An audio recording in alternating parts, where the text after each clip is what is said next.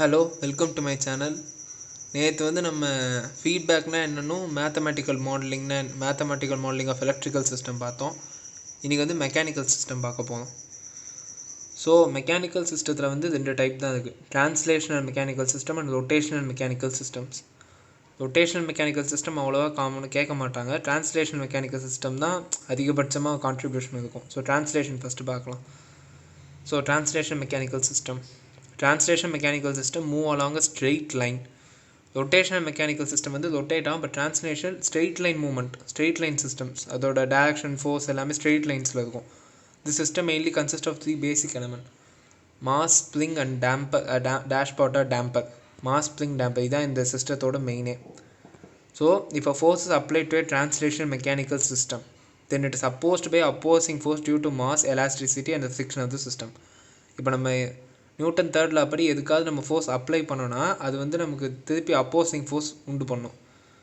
Since applied force and opposing force in opposite direction according to Newton's third law, the algebraic sum of the force acting on the system is 0.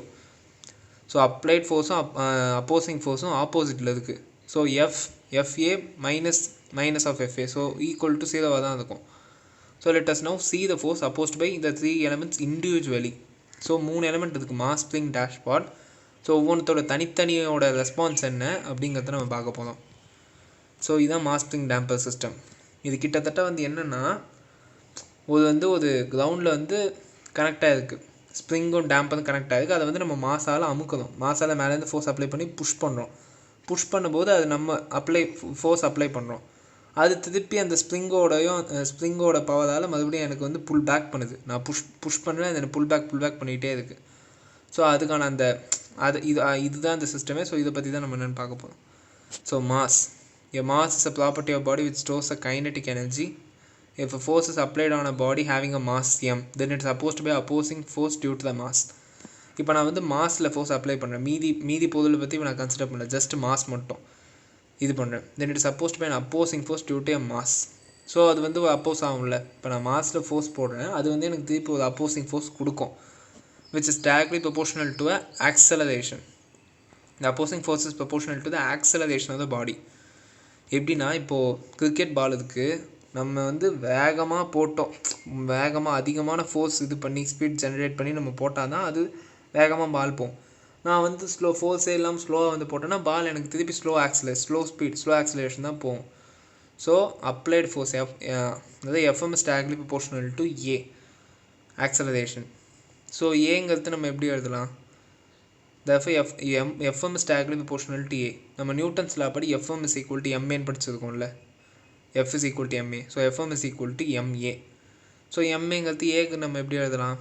ஏங்கிறது DV by DT. So dv by dt d square x by dt square. So therefore fm is equal to m d square x by dt square. So இங்கே நம்ம மாஸோட response மட்டும்தான் இது பண்ணியிருக்கோம். எஃப்எம்ங்கிறது opposing ஃபோர்ஸால் வருது. F m is opposing force due to the mass. நம்ம மாஸை மட்டும் தான் கன்சிடர் பண்ணுறோம். ஸோ அப்ளைடு ஃபோர்ஸ் அப்போ என்னது? ஜஸ்ட் எஃப்எம், அவ்வளோதான். மீதி போதெல்லாம் நான் கன்சிடர் பண்ணல. So f is equal to f m is equal to m d square x by d t square. இது வந்து மாஸோட ரெஸ்பான்ஸ் மட்டும். மாஸ் மட்டும் என்ன ஃபோர்ஸ் எனக்கு எதுதான் தள்ளுது அப்படின்னு பார்த்துட்டேன். இப்போ ஸ்ப்ரிங்கு பார்க்காத மீதிலாம் செய்தோன்னு வச்சுக்கிறேன். இப்போ ஸ்ப்ரிங் வந்து நார்மலாக இருக்குன்னு வச்சுக்கோங்க. இது எதுவுமே படிக்காமலே போகலாம். ஸ்ப்ரிங் வந்து நார்மலாக இருக்குன்னு வச்சுக்கோங்க. ஸ்ப்ரிங்கை நீங்கள் அமுக்குனிங்கன்னா, ஸ்ப்ரிங்கை நீங்கள் ப்ரெஸ் பண்ணிங்கன்னா அது வந்து டிஸ்டன்ஸ் ஃபஸ்ட்டு குறையும். அதில் இருக்க distance between the 2 ends of the string குறையும். நீங்கள் அது அப்போசிங் ஃபோர்ஸ் க்ரியேட் பண்ணும்போது, ஓரளவுக்கு மேலே க்ரியேட் பண்ணும்போது அந்த டிஸ்டன்ஸ் என்லார்ஜ் ஆகும். ஸோ டிஸ்டன்ஸ், அதாவது டிஸ்பிளேஸ்மெண்ட்டை வந்து அது இது பண்ணுது. So the opposing force is proportional to the displacement of the string. So string வந்து டிஸ்பிளேஸ்மெண்ட்டு தான் இது பண்ணுது. So f is directly proportional to x where x is a displacement. So f k is equal to k x. இந்த proportionality remove பண்ணால் constant சேர்க்க அது spring constant f k is equal to k x. So வழக்கம் போல் எஃப்கேங்கிறது opposing force due to elasticity of string which is equal to applied force k x. Because spring மட்டும் தான் consider பண்ணுறேன். இப்போ இதே மாதிரி டேஷ்பாட்டும் சிமிலர் டு ஸ்ட்ரிங் தான். அது வந்து ஸ்ட்ரிங்கு மாதிரி அதுக்குன்னு இருக்காது. அது வந்து வேறு மாஸை விட கொஞ்சம் குட்டியாக இருக்கும். ஒரு ரெக்டாங்கிள் ஷேப்பில் இருக்கும். நம்ம ஆல்ரெடி இங்கே ஒரு மாதிரி சிலிண்டர் மாதிரி ஷேப்பில் இருக்கும். ஸோ ஆல்ரெடி நம்ம இங்கே பார்த்தோமே. ஸோ அது வந்து என்ன ஃபோர்ஸ் ப்ரொடியூஸ் பண்ணுது? இது வந்து வெலாசிட்டியை வந்து டேரெக்டாக ப்ரொபோர்ஷனல் ஆகுது. FP is directly proportional to velocity. எப்படி அது ஆக்சலரேஷன் அது வந்து டிஸ்பிளேஸ்மெண்ட் ஆச்சோ இது வந்து வெலாசிட்டி இது பண்ணுது, எவ்வளோ ஸ்பீடாக அது தள்ளுது, இதோட மூமெண்ட்டு தான் அந்த ஸ்பீடை இது பண்ணுது. So FP is directly proportional to V. So இந்த directly proportionality சிம்பிளை நான் எடுக்க ஃப்ரிக்ஷனல் கான்ஸ்டன்ட் எடுக்குது. ஏன்னா இந்த டேம்பரோட இதுவே ஃப்ரிக்ஷனால் தான் இந்த இதுவே நடக்குது. டேஷ்பாட் டேம்பர் இது வந்து ஃப்ரிக்ஷனால் தான் நடக்குது. ஸோ அதனால தான் நான் ஃப்ரிக்ஷனல் கான்ஸ்டன்ட் எடுக்கிறேன். ஸோ அது வந்து ஸ்ப்ரிங்கோட பவர் நடந்ததுனால தான் ஸ்ப்ரிங் கான்ஸ்டன்ட் எடுத்தேன். அது நியூட்டனோட இதுங்கிறதுனால தான் நான் மாஸ் எடுத்தேன். ஸோ அது மாதிரி இங்கே B எடுக்கிறேன். So V is equal to D dx by dt, therefore F is equal to FP is equal to B dx by dt. So which is only due to the damper. ஓகேவா? So இதுதான் இந்த ஒவ்வொரு தனித்தனி சிஸ்டத்தோட தனித்தனியாக நான் இதை மட்டும் வச்சு பண்ணியிருந்தேன் என்ன வந்துக்குன்னு பார்த்துட்டேன். இப்போது நம்ம இதை எல்லாத்தையும் ஃபஸ்ட்டு ஒன்று சேர்த்துடலாம். ஃபோர்ஸ் வோல்டேஜ் அனலஜி அந்த டாபிக் தான், ஆனால் இது வந்து ஃபைனல் ஸ்டெப் மாதிரி. So F is equal to force due to the mass and force due to the damper and force due to the spring. மூணுத்தையும் ஆட் பண்ணால் F is equal to md square x dt square plus p dx by dt plus kx. So இதுதான் உங்களோட equation, mechanical system equation. அதாவது இது வந்து இந்த system பேர் வந்து என்னதுன்னா மாஸ் ஸ்ப்ரிங் டேம்பர் சிஸ்டம். ஏன்னா அது 3 பார்ட்டிக்கல் இருக்குல்ல, ஸோ அந்த மாஸ் ஸ்ப்ரிங் டேம்பர் சிஸ்டத்தோட ஈக்குவேஷன் இதான். ஸோ இப்போ நான் ஃபோர்ஸ் வோல்டேஜ் அனாலஜி வச்சுருக்கேன். இன் force voltage analogy the mathematical equations of the translational mechanical system are compared with the mesh equations of the electrical system. அதாவது mechanical சிஸ்டத்தையும் electrical சிஸ்டத்தையும் compare பண்ணி எழுதுறாங்க. ஏன் வோல்டேஜ் அனாலஜினா மெஷ் ஈக்குவேஷன்ஸை கம்பேர் பண்ணுறாங்க. இதே நோட் ஈக்குவேஷன்ஸை கம்பேர் பண்ணால் அது கரண்ட் அனாலஜி, மெஷ்ங்கிறது வோல்டேஜ் அனாலஜி. ஸோ இது வந்து நான் ஈக்குவேஷன் 1 எடுத்துக்கிறேன். ஸோ இப்போ இந்த எலக்ட்ரிக்கல் சிஸ்டம் பாருங்கள். Consider following electrical system as shown in the figure. This circuit consists of resistor, inductor and a capacitor. All these electrical elements are connected in series. The input voltage supplied to a circuit and the current flowing through the circuit is I amps. So இவ்வளோ தான் சர்க்கியூட்டே. So இதுக்கு நம்ம வந்து mesh equation எழுதுகிறோம். நார்மலாக mesh equation வந்து applied voltage is equal to RI plus LdA by dt plus 1/c integration of I dot dt. இது எல்லாருக்கும் ஓகே தானே சர்க்கியூட் தேதிப்படி. ஸோ இப்போ நான் என்ன பண்ணுறேன், ஐக்கு பதிலாக dq by dtன்னு போடுறேன். ஸோ ஐக்கு பதிலாக dq by dt போடலாம்ல. Current is nothing but rate of flow of charge across any rate of flow of charge, அவ்வளோதானே. So I is equal to dq by dt. So அதை போடுறேன்.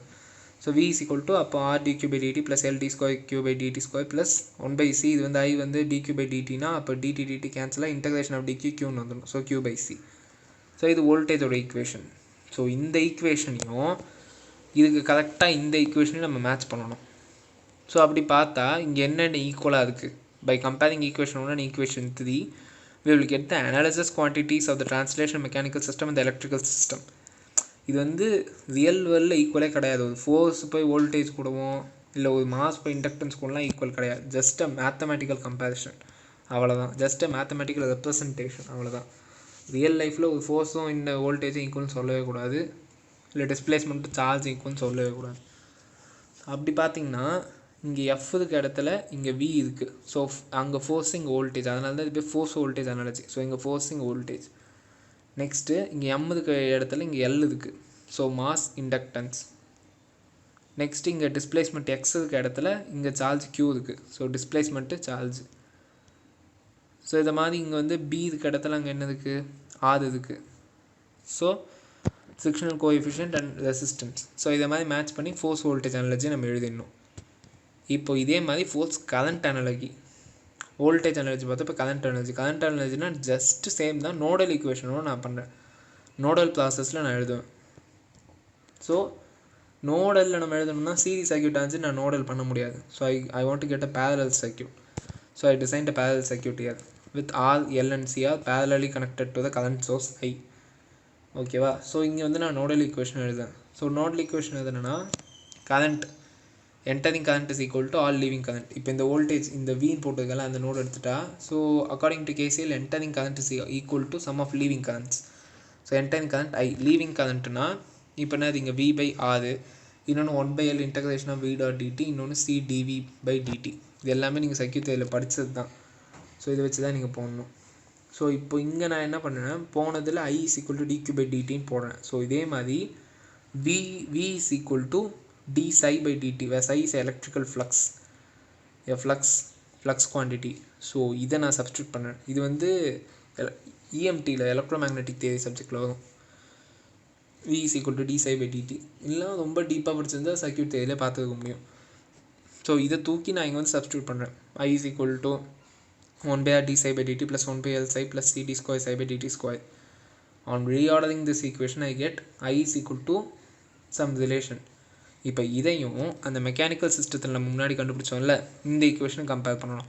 So இங்கே F இதுக்கு இடத்துல இங்கே என்ன இருக்குது, இங்கே வந்து ஐ இருக்குது. So hence it is called as force current energy. And same like comparisons முன்னாடி பண்ண மாதிரியே பண்ணால் we will form this table. Force is equal to current and mass is equal to capacitance. இது மாதிரி நம்ம இந்த டேபிளை உண்டாக்கிடலாம். So this is end guys. இப்போ நம்ம இந்த வீடியோவில் ஃபோர்ஸ் வோல்டேஜ் எனர்ஜி என்னென்னு பார்த்தோம், ஃபோர்ஸ் கரண்ட் எனர்ஜி என்னென்னு பார்த்தோம். நெக்ஸ்ட்டு மெக்கானிக்கல் சிஸ்டத்தோட இன்ட்ரடக்ஷன் பார்த்தோம். அது ட்ரான்ஸ்லேஷன் மெக்கானிக்கல் சிஸ்டம் தான். ரொட்டேஷனல் மோஸ்ட்லி கேட்க மாட்டாங்க, ஸோ அதை நான் மோஸ்ட்லி நடத்த மாட்டேன்னு நினைக்கிறேன். ஸோ இதுதான் மெயினாகும். ஸோ அடுத்த வீடியோவில் நான் இந்த அனாலஜி சம்ஸோ இல்லை மெக்கானிக்கல் சிஸ்டம் மாடலிங்கோட சம்ஸோ ஏதாவது சால்வ் பண்ணுறேன். ஸோ ஐ திங்க் இதுதான் ஃபஸ்ட்டு சம்முன்னு நினைக்கிறேன் இந்த இதில். So that's all guys. நான் எல்லா வீடியோவுமே தமிழ்லேயே போடுவேன். ஸோ நீங்கள் சப்ஸ்கிரைப் பண்ணிங்கன்னா உங்களுக்கு இந்த வீடியோ யூஸ் ஆகும், இப்போ use ஆகணுனாலும். So thank you guys. Like my channel, share and subscribe my channel.